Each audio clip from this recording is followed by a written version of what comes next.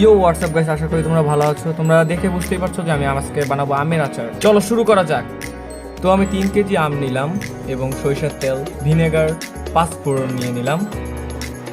তারপর আমটা ধুয়ে ভালো করে খোসা ছাড়িয়ে নিয়ে এরকম করে কেটে নিলাম। আজকে বানাবো টক আচার এবং মিষ্টি আচার, তাই 2 ভাগে ভাগ করে নিলাম। পরিমাণ মতো শুকনো মরিচ তেলে নিলাম, তারপর পরিমাণ মতো পাঁচফোড়ন তেলে নিলাম।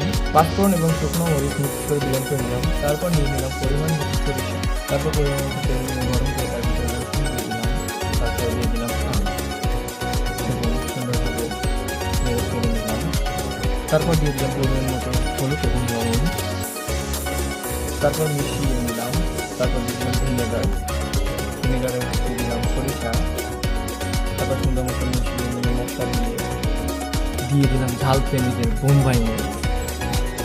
তারপর সুন্দর মতো নাড়িয়ে চাড়িয়ে হয়ে গেল আমাদের সেই আমের আচার। আপনারাও কিন্তু অল্প খরচে আমের আচার বানাতে পারেন। হ্যাঁ, মিষ্টি আচার বানানো হয়েছে, তবে দেখানো হয়নি। একই পদ্ধতিতে তৈরি করা হয়েছে, কিন্তু লবণের বদলে চিনি দেওয়া হয়েছে।